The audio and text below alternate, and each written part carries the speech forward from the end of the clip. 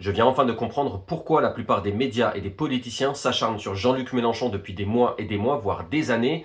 Et je vous avoue que pour moi, c'était une véritable énigme, parce que si je compare Jean-Luc Mélenchon avec beaucoup de politiciens qui ont été condamnés à de multiples reprises ou bien qui ont de nombreuses affaires sur le dos, je me dis que Jean-Luc Mélenchon ne mérite pas un tel traitement, surtout que les autres sont épargnés, ceux qui ont été condamnés ou qui ont des déclarations haineuses, etc.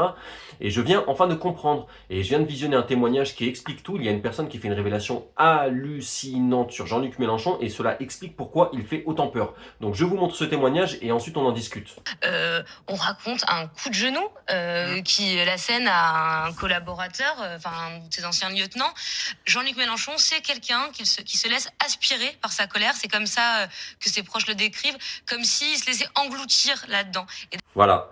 Vous savez enfin pourquoi Jean-Luc Mélenchon fait autant peur, pourquoi il est autant craint. Comme l'a expliqué Charlotte Belaïch, il donne des coups de genoux aux gens.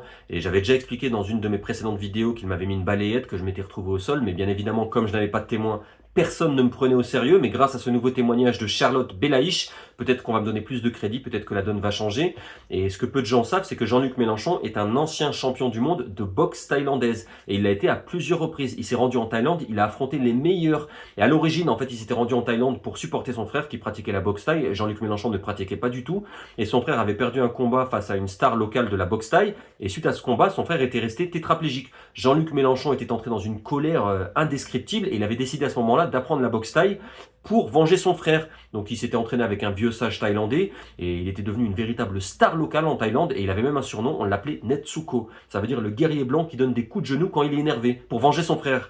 Et il était même tombé amoureux d'une Thaïlandaise qui s'appelait Miley, donc il avait refait sa vie là-bas. Et lorsqu'il est revenu en France, on a réalisé un film pour raconter son histoire. Bon bref, c'est notre histoire, enfin c'est pas le sujet. Et après, il a gardé cette habitude quand il était en France de donner des coups de genoux aux gens. Alors vous allez me dire, mais pourquoi il donne des coups de genoux et pas des coups de coude ou des coups de poing? Parce qu'il pourrait donner des coups de coude ou des coups de poing. Et bien tout simplement parce que le coup de genou est beaucoup moins visible. Parce qu'en fait, Jean-Luc Mélenchon est très vicieux, c'est-à-dire qu'il attend d'être au milieu d'une foule et lorsque les gens sont serrés, vraiment serrés entre eux, il attend d'être proche d'une personne et là, il donne un coup de genou discrètement dans la cuisse de la personne, c'est-à-dire que ce sont des coups de genou très vicieux. Il tape avec la pointe du genou dans le muscle de la personne et ça fait une béquille. Et la personne se tord de douleur, elle est au sol. Je peux vous dire que ces coups de genou, on les sent passer. Et à ce moment-là, Jean-Luc Mélenchon regarde la personne au sol et lui fait un petit clin d'œil comme ça, l'air de dire « Ah, je t'ai bien eu », c'est-à-dire que ça l'amuse. Il est très vicieux. Et comme l'a expliqué Charlotte Belaïch, en fait, il se laisse aspirer par sa colère. C'est-à-dire que c'est comme un aspirateur, sauf que c'est la colère, et donc il tombe dedans, et après il est tellement colérique qu'il est obligé de donner des coups de genou pour faire partir cette colère.